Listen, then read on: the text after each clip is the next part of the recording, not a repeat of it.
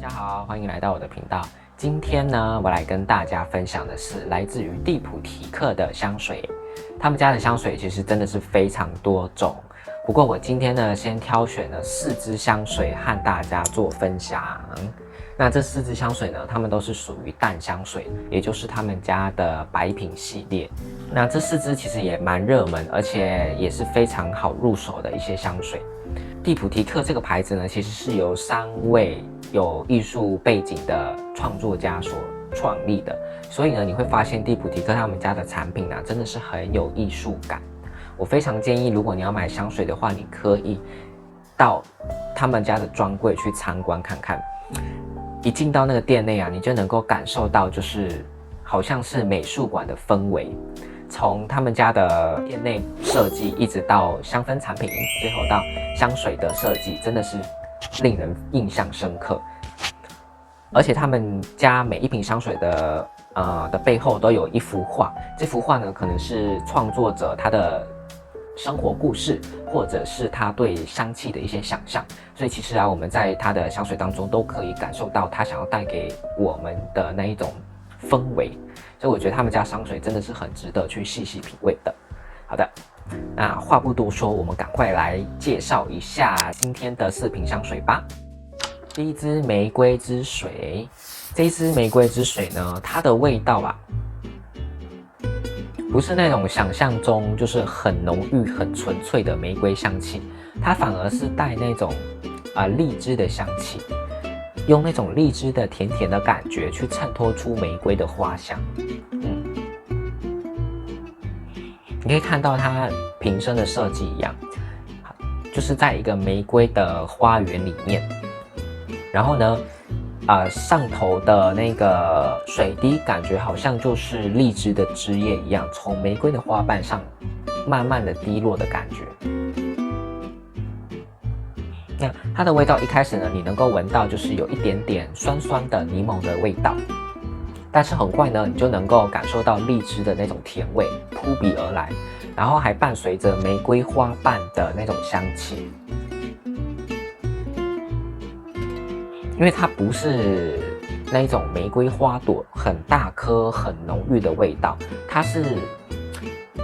好像是飘落在空中的玫瑰花瓣，然后随着那个风的吹拂，然后呢，那个香气进入到你的鼻子的那种味道，淡淡的、甜甜的，不会过于甜腻。那香气的最后，它还有像是蜂蜜的感觉吧，也是有一点甜甜的，不过也是甜而不腻。对，整体来说真的是很清新、很甜美的感觉。那这次给我的感觉呢，就是一个年轻的女孩，很活泼、很无忧无虑、很享受自由的感觉。就会很适合日常穿搭或者是约会的场合去使用。第2支维提里欧，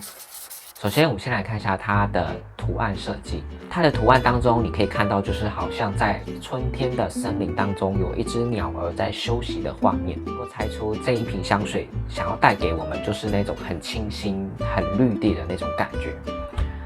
那如果你是一个玫瑰爱好者的话，我相信这一瓶你也会非常的喜爱。虽然说这一瓶叫做香根草不过呢，它里面香根草的香气以及玫瑰的香气的比例我觉得是占一半一半。玫瑰的味道也是占很大的一个比例。对，虽然说香根草普遍来讲会加入在男士香水当中不过呢，在我试过这瓶香水之后，我发现真的是很惊艳。玫瑰跟香根草竟然能够融合的这么好闻那这瓶香水感觉就是有那种玫瑰的甜，还有带有一点香根草那种有个性的味道。我会觉得很适合像是那种有想法，然后有个性，但是有亲和力的女生，以及个性上很温柔、有气质的男生去穿它。这一支的味道其实它也出浓香版本不过我试过浓香版本之后我要告诉你，它浓香跟淡香版本真的是天差地远。如果你觉得这一瓶味道很好闻，你想要购入再浓厚一点的浓香版本的话，我觉得你一定要先去试试看浓香的味道，因为我觉得那一瓶浓香的话，它的味道显现出来是有一点像是中药苦苦的感觉。对，我觉得跟这一支那种很清新的绿地香的那种感觉差很多。所以我建议大家，就是如果你选择浓香的话，一定要先亲自去试试看那个味道，你喜不喜欢？说不定你更喜欢中药味呢。第3支感官之水，它的设计图呢，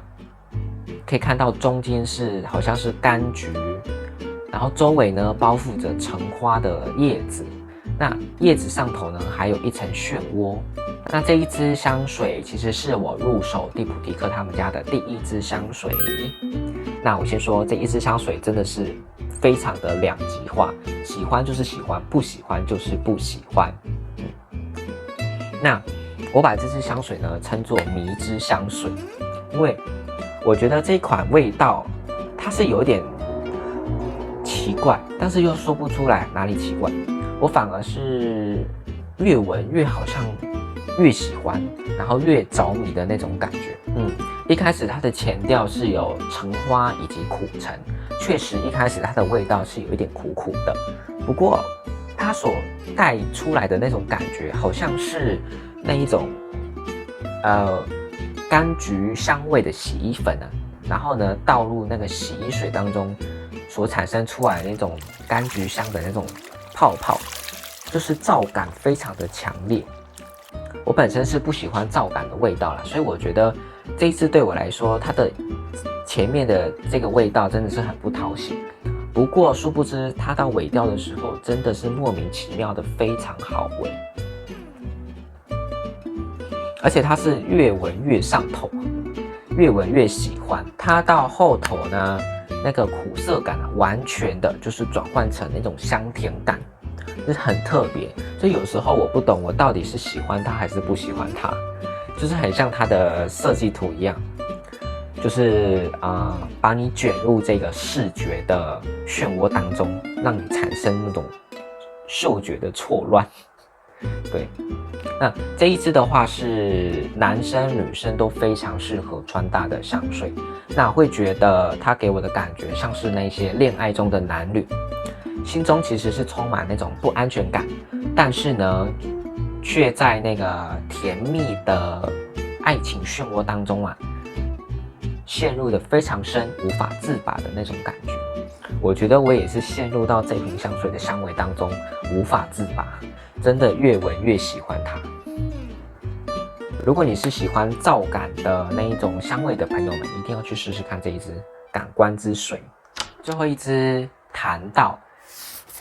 它的设计图呢，你可以看到的就是有好几只大象在森林里面的感觉。有想而知，它应该是作者到热带地区去旅行所带给他的回忆吧。那这款香水呢，你一开始喷的时候，它的那款香气马上把你带到山上的寺庙当中，你能够闻到就是寺庙旁边的木材的味道，然后还有树木的那种果壳香。我觉得这个果壳香应该是来自于它里面有一个香调叫桃金娘，桃金娘是带有那种像果实的味道，像是坚果的感觉吧。应该是桃金娘没有错。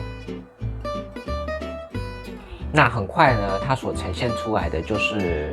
像是在庙里烧香所产生的那一种焚香味的感觉，